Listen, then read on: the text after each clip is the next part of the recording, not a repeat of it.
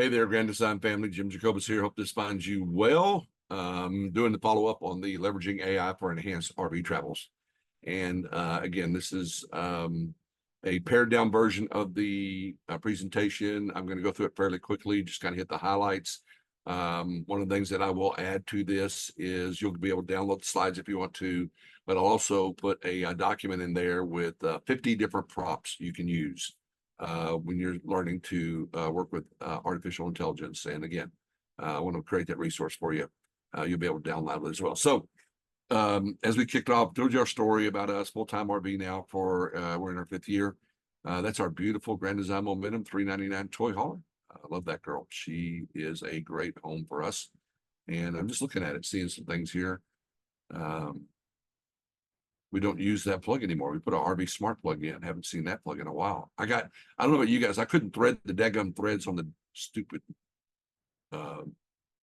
receptacle there. And so I put an RV Smart plug on. You just pop that thing in. Anyway, long story short, or short story long. Anyway. Okay, so what is artificial intelligence? And again, it's a simulation of human intelligence by machines. It's machine learning. A lot of different views about artificial intelligence out there. Some people are scared to death of it. Others are, just using it like crazy. I am not scared of technology. I may eat those words down the road. I love technology, and I don't think there's any bad technology. I think the only bad technology is a byproduct of bad use of technology or poor use of technology. And people are afraid that the machines will eventually learn how to take things over, kill us all, and run the world. And I don't worry about that. I did have somebody ask a totally legit question. Am I concerned about the fact that there's a lot of my information in here and that somebody could steal that?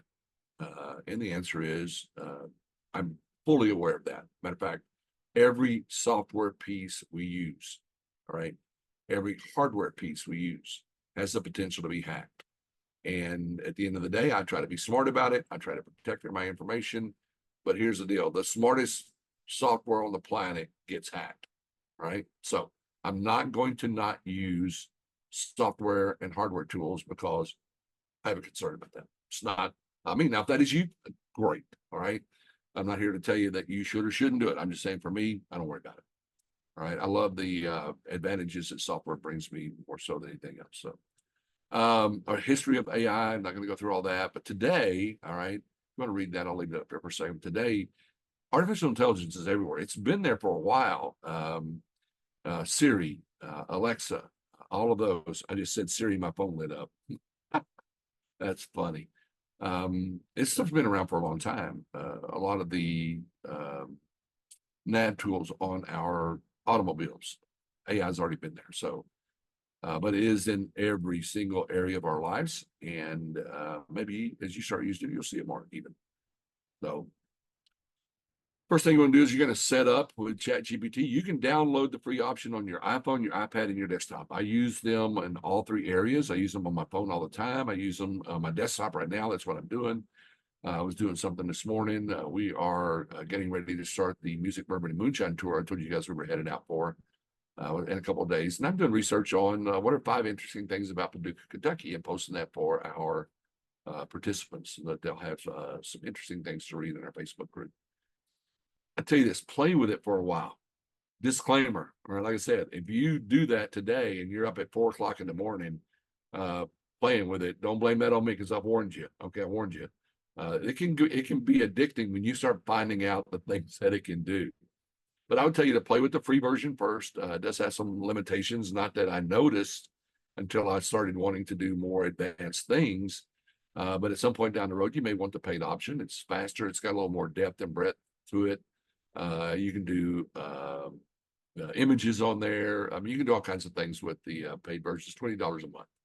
All right. And because I'm using it so much, I wanted the best option available for me. All right. But play with it. Play around. Have some fun. Right. That may be the only thing you ever do. Play around with it. Have a good time with it. By the way, here's the way everybody play with it. Next time you're going to, I wonder if that's true. Ask ChatGPT. Okay. So training ChatGPT for your travel purposes. All right. First thing you're going to go tell what all your preferences are. All right. RV specs, driving and route preferences, activities and interests, Who travels with you? Do you have dogs? Do you, you and your spouse, your, significant other, dogs? Do you kids? Do you have grandkids? Who travels with you? All right, put all that in there. Budget and financial preferences, put all that in there. Safety and health considerations. All right, if you have any of those, teach ChatGPT what is important to you. What is all of the information that is necessary to make a great decision about your travel preferences? All right. And then after you do all of that, tell it to create a profile for you, and it will. And then you can ask it, are there any other questions I need to answer for you to have a complete profile? Now, I'll ask that question a lot in several areas that I use ChatGPT. All right, let me know if there are any other questions you need to know to help me build my new website. And it will. And then you answer them, and it updates your profile. Okay.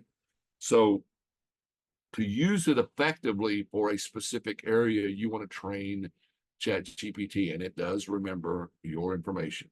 Very interesting how it does that. There's an example. I'll leave that up for a second. Travel on 44, blah, blah, blah. And then I'll get to the end of that, and it'll give me a profile. And I go, are there any questions you have of me that will help make this profile more effective? And then it'll ask you more questions. And you'll say, I should have answered. I hadn't thought about that. The more you do the training in different areas, if you like to use it, it's a great tool for cooking, by the way.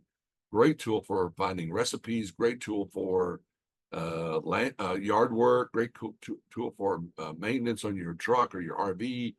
When you train it, you know what's going on. It is going to answer better for you. All right. Right now, I'm training it to help me use my Ninja wood fire grill that I just bought. Okay, I'm telling it I've got it.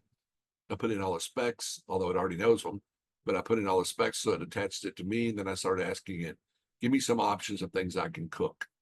All right, give me something that I can cook for a large number of people. I'm going to be doing a demo at the Grand Design Texas Fall Rally. I'm going to be doing a demo there. All right, so let's give me some ideas of things I can cook to demonstrate all the options that it has. So it comes down to the questions you ask. You can start off very simple. All right. Tell me a little bit about Paducah, Kentucky, and it's going to give you an output. Tell me more about number 2, and it's going to give you an output. Tell me more about the history behind it. So you can start at a big, broad, simple question, and then you can dig down and get details if you want.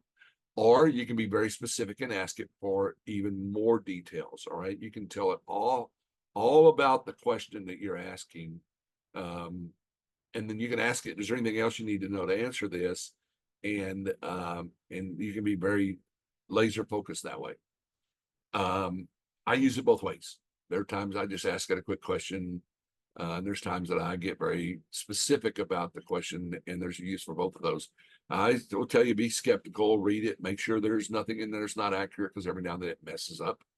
I wouldn't ask it a serious question, cut and paste that without checking what it says. All right.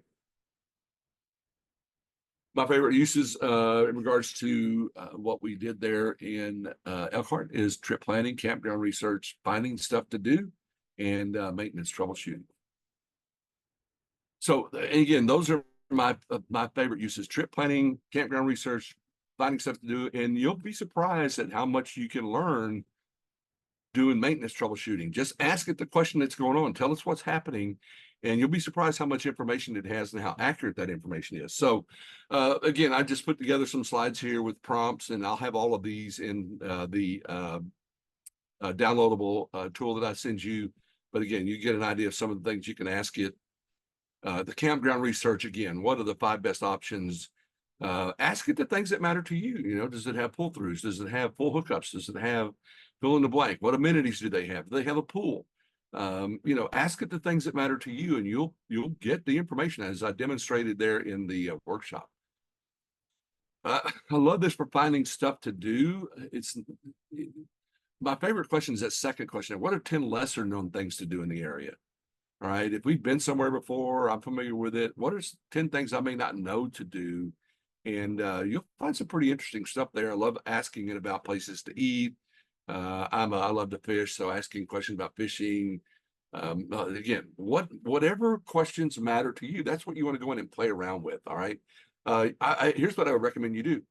Wherever you live, all right, tell me 10 things to do in Sugar Land, Texas, all right, or in Aransas Pass, Texas.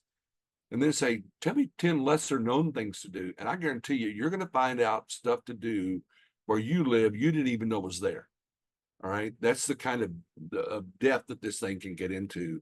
Unless you live in a town with 35 people, you're going to find some really cool stuff. All right. So I love that question there. And then again, the maintenance stuff. If you ever wonder what the specs on your RV, just tell it. I have a 399 toy hauler with Grand Design, Momentum. Can you give me my specs? And it'll spit out the specs for you. All right. In detail. So, what are the 10 most important maintenance things I need to do on my rig, and how often should I be doing them? Right. You can ask that question, just on and on and on and on and on. It's got all these great things that you can ask. Like I said, the possibilities are endless. And then I put the one last chat there about how do I park the RV without my wife and I killing each other. So, and by the way, when I did that, you saw that the recommendations were really, really good. Okay. So anyway, short and sweet there. There's the information for you. If you guys want to get a hold of us, there's our contact information. You will be able to, obviously you already found this at joyhauling.com/GDNR 2024. Maybe you saw this on our Facebook group or in the GDNR Facebook group for the rally. Wherever you found it, though, if you go to the www.joyhauling.com/GDNR 2024, you can find the downloadable. You can download the slides. And, like I said, we're not here trying to say, oh, please join our Facebook group. That's not what we do this for. All right. But we'd love for you to. We'd love for you to come join us and hang out with us and find out what we're doing. And we'd love to learn more about you. So thanks for joining us. We really had a great time at the National Rally. And as I always say, we'll see you down the road. Take care, gang.